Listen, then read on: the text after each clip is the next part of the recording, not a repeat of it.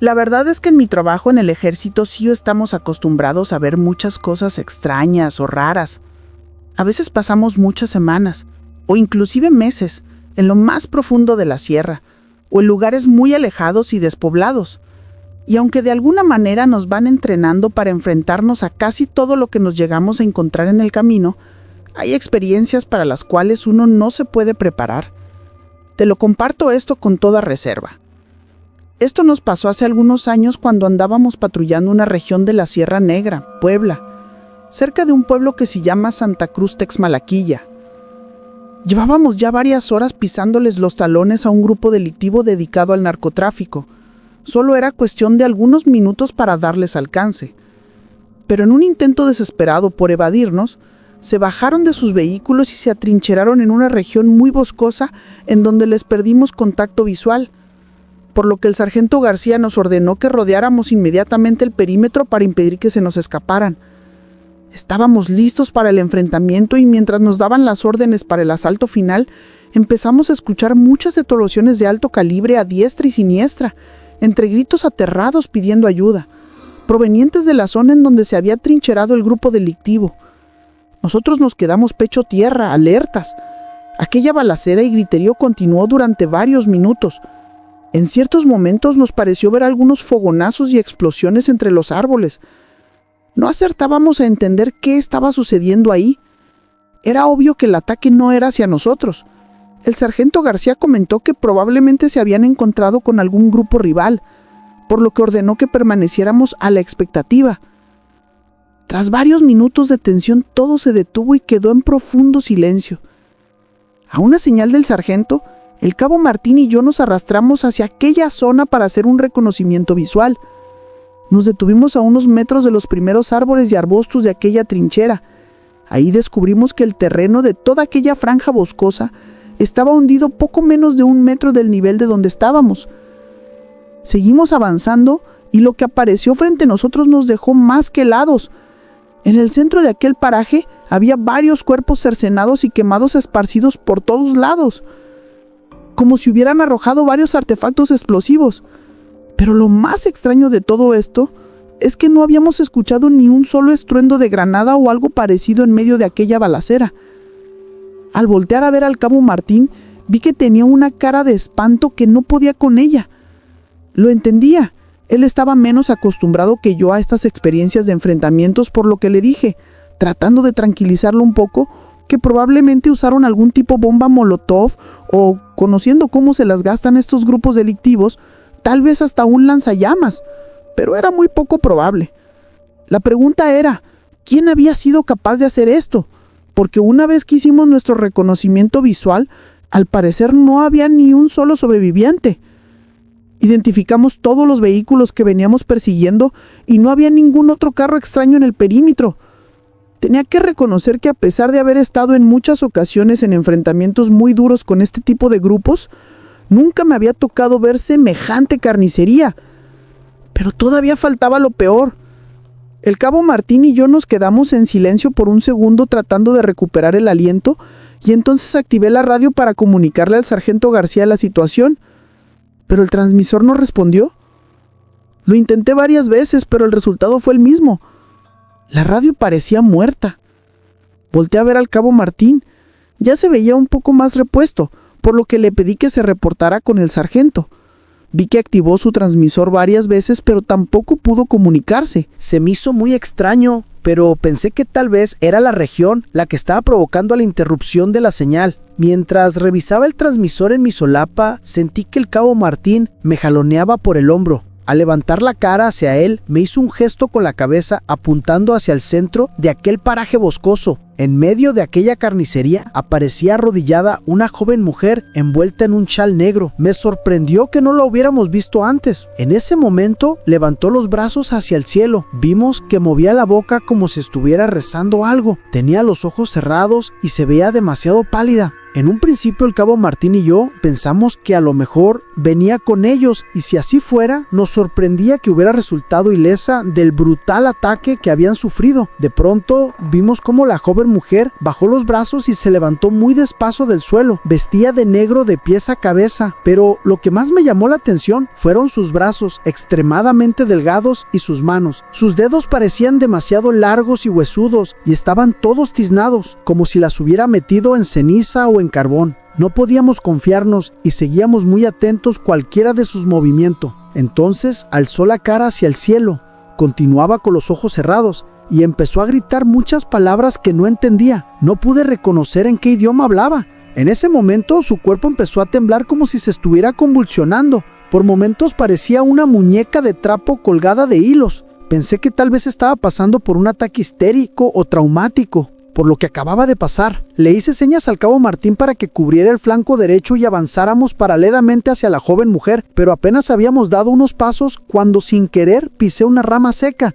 El crujido fue casi imperceptible, pero aquella joven mujer lo escuchó y abrió los ojos. Parecían de un color rojizo encendido, y en ese momento sentí su mirada sobre mí. Un escalofrío me recorrió todo el cuerpo, erizándome la piel. Aquella joven mujer ladeó su cabeza y dibujó en su cara una mueca burlona. Los ojos se le encendieron, cruzó sus manos a la altura de su pecho y de la nada empezó a salir fuego de entre sus dedos. En ese momento no logré entender qué estaba pasando. De forma automática apunté mi arma sobre el pecho de aquella mujer. El fuego empezó a recorrerse sobre sus brazos hasta llegar a sus hombros. Tengo que reconocerlo, tuve mucho miedo. Eso no era normal, no era lógico. Sentía mi cuerpo engarrotado y tembloroso, y sin poderme contener, en un descuido mi dedo jaló el gatillo. Tras la mirilla del rifle vi el cuerpo de aquella mujer estremecer por el impacto de la bala al mismo tiempo que dejaba escapar un alarido espantoso. Lo siguiente que recuerdo es que cerré los ojos y sentí un golpe de lumbre que me arrojaba por los aires y que me quemaba el rostro, los hombros y parte de mi pecho. Sentía cómo el fuego me envolvía. En esos instantes solo escuchaba una risa macabra que taladraba mis oídos. No sé cuánto tiempo perdí la conciencia. Para cuando abrí los ojos nuevamente, estaba en el suelo boca arriba, mientras alguien me jalaba del uniforme entre los matorrales. Al girar la cabeza, vi que era el cabo Martín quien me arrastraba con una mano y con la otra no dejaba de apuntar hacia aquella zona boscosa. Era una situación de peligro. Traté de levantar los brazos para buscar mi arma, pero un dolor muy fuerte debajo de mi pecho me lo impidió. En ese momento se acercaban varios de nuestros compañeros y nos rodearon. 2 de ellos me cargaron y otra más ayudó al cabo Martín. El resto fue cercando el perímetro. Mientras me atendían las heridas en mi cara y en los brazos, el sargento García daba la orden de no acercarse más al objetivo. En ese momento escuchamos la transmisión de uno de nuestros compañeros y le dio una descripción detallada de lo que nosotros habíamos visto. Al final mencionó que no había sobrevivientes. El cabo Martín le pidió al sargento que preguntara por aquella joven mujer que habíamos visto, pero la respuesta de nuestro compañero fue negativa, y cuando le platicamos al sargento lo que habíamos visto hacer a aquella joven mujer, nos escuchó con mucha atención. Pero al terminar de contarle nos pidió que omitiéramos esa parte y que dijéramos que nuestras heridas fueron provocadas por algún artefacto explosivo. Yo estuve en reposo algunos meses. El impacto me había fracturado varias costillas, pero afortunadamente las quemaduras fueron superficiales y me recuperé por completo.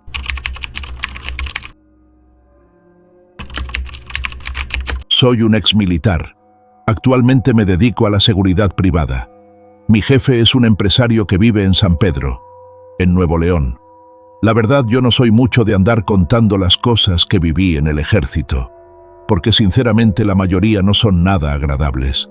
Pero mi jefe tiene cierta fijación por escuchar relatos así de cosas paranormales y eso.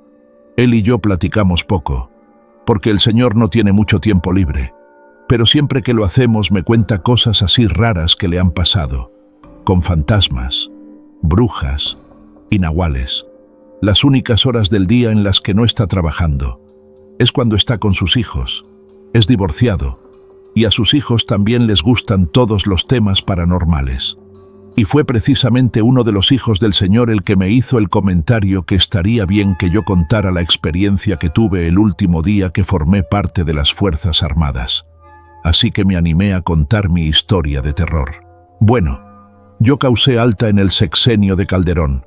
Lo hice porque yo tenía un par de amigos que ya eran militares, y en una ocasión que pude platicar con ellos, Me comentaron que les habían subido el sueldo.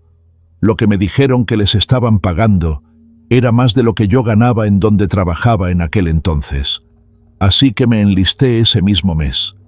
Para que se entienda por qué estaba en el lugar en el que me ocurrió la experiencia, es necesario que les dé un poco de contexto. Solo lo básico.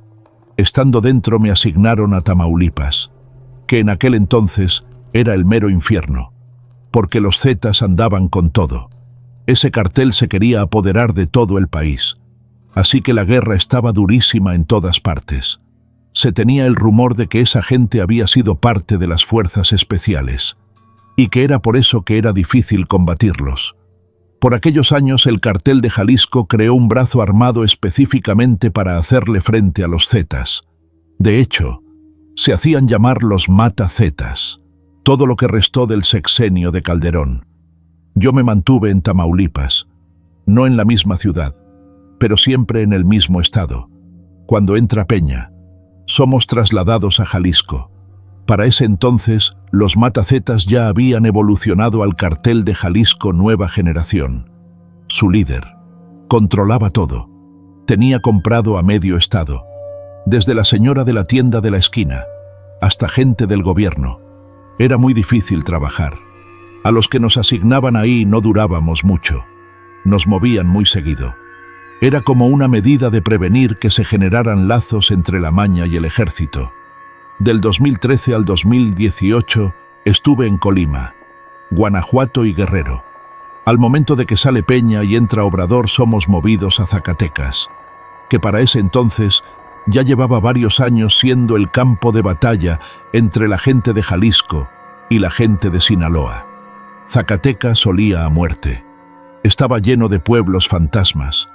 Toda la gente que habitaba esos pueblos huían. Claro, si las balas no los mataban primero. Bueno, fue en Zacatecas donde viví la experiencia que me haría causar baja del ejército. Nos mandaron a la sierra, que está detrás del Cerro de la Bufa. Estábamos más o menos a la mitad, entre el cerro y la carretera Morelos, Cosio. Nos habían enviado a interceptar a un convoy armado de la gente de Jalisco. Lo que nosotros no sabíamos era que los de Sinaloa también estaban en la sierra, esperando a ese mismo convoy. Así que a la mera hora se armó tremenda balacera. Muchos muertos. Solo una camioneta de todo el convoy pudo salir de ahí. Cayeron todos los de Sinaloa. Y del ejército nada más quedé yo. Fue de pura suerte.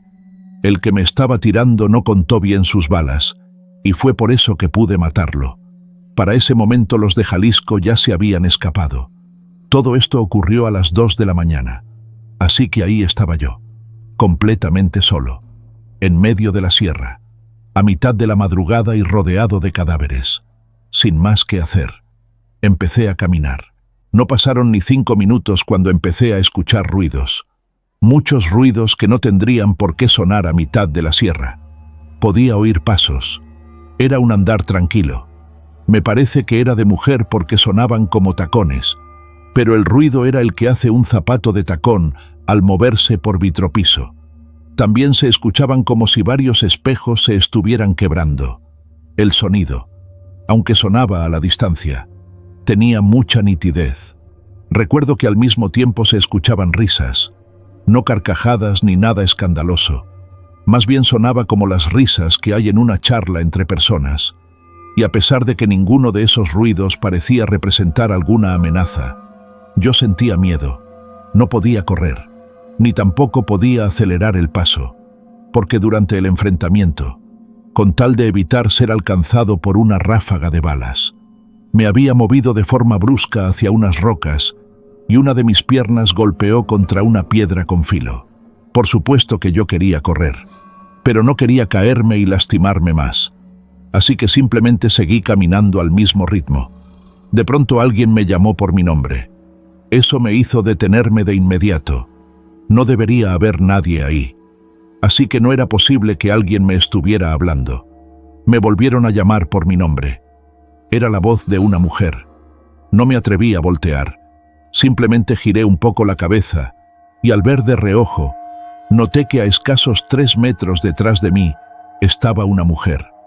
No alcancé a notar ningún detalle en particular, ni rasgos, ni vestimenta. Supe que era una mujer por la silueta. Solo por eso. Volví la vista al frente y continué caminando. Di unos 20 pasos y volví a mirar de reojo. La mujer estaba a la misma distancia. Me estaba siguiendo. Avanzaba a la misma velocidad que yo lo hacía. Pero algo en la mujer había cambiado. Ahora sí podía notar un par de rasgos en su rostro. Era oscuro y creo que tenía cuernos. Fue tal la impresión que me llevé, que casi se me corta la respiración. Las piernas me temblaron un poco. Pasé saliva y hasta sentí caliente la frente. Me mantuve firme y continué mi camino, sabiendo que esa horrible cosa seguía detrás de mí, temiendo que en cualquier momento pudiera ser atacado. Entonces otro sonido comenzó a sonar. Era el cascabel de una serpiente. Sonaba muy rápido y muy fuerte. Me estaba aturdiendo. Al cascabel se le sumaron un montón de lamentos, aullidos y otros sonidos inentendibles. Hasta podía escuchar como si un río corriera bajo mis pies. Creí que iba a enloquecer. La mujer volvió a llamarme por mi nombre. Ya no pude controlar aquella situación y decidí voltear. Nunca he podido sacarme de la mente lo que vi al girarme. Ahí estaba la mujer, con ropas celestes, cabello a los hombros, de estatura promedio. Sus rasgos faciales eran inhumanos. Sus ojos tenían una forma casi recta en la parte de arriba. Su frente era prominente y sus pómulos abultados. Tenía la barbilla puntiaguda. Ella era muy delgada. Demasiado, diría yo. Toda su piel era oscura con manchas más oscuras. Así estaba en pies, brazos, cuello y cara. Estaba descalza. Sus dedos, de pies y manos, estaban torcidos, atrofiados. Además, sus piernas y brazos parecían estar dislocados. Era una criatura horrible. Y si tuve la desgracia de alcanzar a ver tantos detalles, fue porque el cielo estaba completamente despejado y la luna brillaba con fuerza. Los ojos de aquella cosa eran profundamente negros y su pupila brillaba, igualito que los ojos de un gato o una serpiente. Yo estaba petrificado. Sentí como el tiempo se detuvo. Esperé que el monstruo hiciera cualquier cosa, pero nada pasó. Así que, sin retirar mi vista de la extraña mujer, empecé a dar pasos hacia atrás. Cuando se me ocurría voltear un poco para cuidar de no tropezar con las rocas, aquella empezaba a avanzar. Se detenía cuando volvía mi mirada hacia ella. Seguí avanzando hasta que la perdí de vista. Entonces me sentí seguro de girarme y empezar a correr. Lo hice hasta llegar a la carretera. No porté el uniforme ni un día más. Me di de baja inmediatamente. Aquello había sido demasiado para mí. El simple hecho de quitarle la vida a una persona es algo que te cambia por dentro. Algo se rompe dentro de ti. Yo ni siquiera recuerdo cuántas personas llegué a matar. Criminales, por supuesto, pero aún así eran personas. Yo perdí la cuenta después de llegar a 100, pero en aquella ocasión, en la sierra de Zacatecas, 6 de los que iban conmigo eran mis amigos, y a todos los vi caer sin vida. Lo que pasó con la horrible mujer con rasgos de serpiente fue la gota que derramó el vaso. Cuando me entrevisté con mi jefe me preguntó cuál había sido la causa de mi baja del ejército, y tuve que contarle esta historia de terror. Al principio no me creyó, pero por suerte, yo tenía suficiente experiencia como para quedarme con el trabajo. Un día cualquiera. Varios meses después el Señor me pidió que le contara mi historia de terror a sus hijos. Ahí fue que Él por fin me creyó, porque repetí todo exactamente igual, palabra por palabra, tal como se lo había contado a Él, que es justo lo que les acabo de relatar. Historia de terror.